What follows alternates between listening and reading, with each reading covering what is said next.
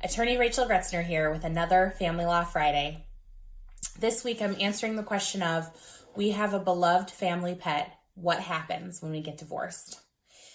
I hear this from pet lovers all the time.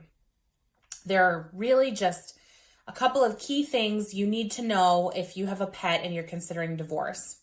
The first thing you need to know is that pets are considered property in the state of Michigan. Just like you can decide who gets the car or who gets the refrigerator, you can also decide who gets the cat or the dog.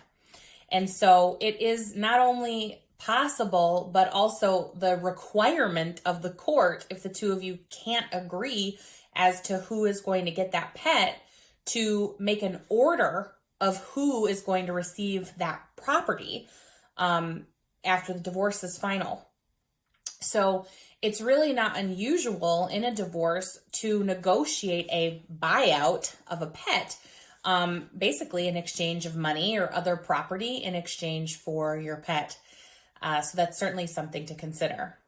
Now, one thing that a lot of people do, some people who have children, some people who don't have children, will say, we want to share this dog on an ongoing basis. We both love this dog and we think it's unfair to the dog to, not continue to share the dog. And for those people, I think if you and your spouse can do that after a divorce, that's fantastic, and you should. And you also should come up with a plan for who's going to take care of the expenses for the animal on an ongoing basis, or how are you going to share those expenses? And then finally, you should have a plan for what if we don't agree to certain veterinary care that the dog or the cat or, the horse gets on an ongoing basis. And I say that because, people have different values about veterinary care for their pets. Some people are willing to pay thousands of dollars to take their pet to East Lansing to MSU and to have, their pet go through chemotherapy when they have cancer. Other people are not willing to do that. And so it's really important moving forward, if you and your spouse are getting divorced and you're sharing a pet, that you have an agreement about how that will occur. The other thing that I, like to advise people when they're talking about a pet before they've gotten divorced, if you and your spouse are probably going to have a disagreement about who keeps the pet moving forward, you should really decide or resolve that issue of who's going to keep the pet before you physically separate.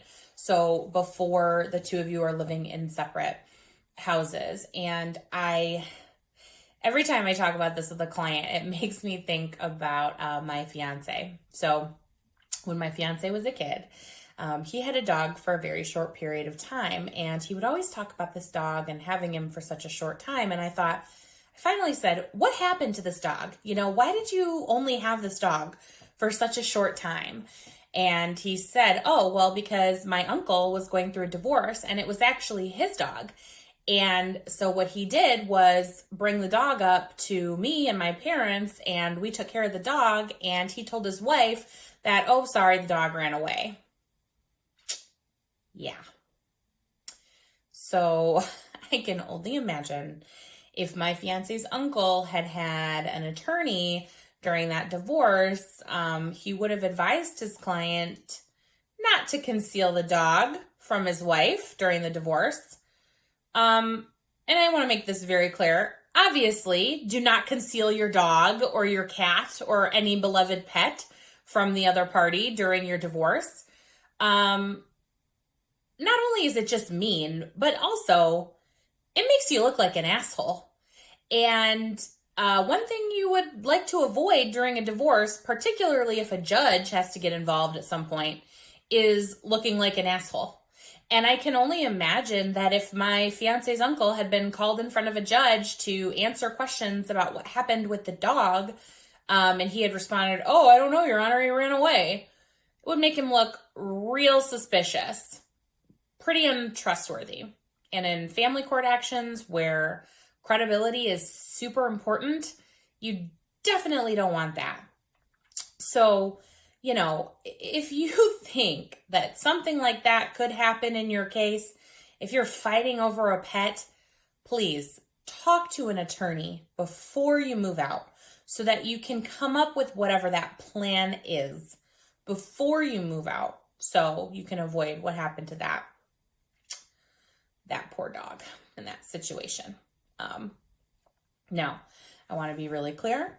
If you and your partner are living together and you share pets in common or a pet in common, but you aren't married, the content of this video does not apply to you. So that would be something we'd have to discuss in a different video.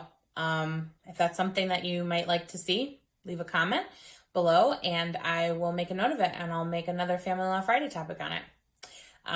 Thanks so much. If you have any questions about this video or any other topic about family law, give our office a call. We're here to help.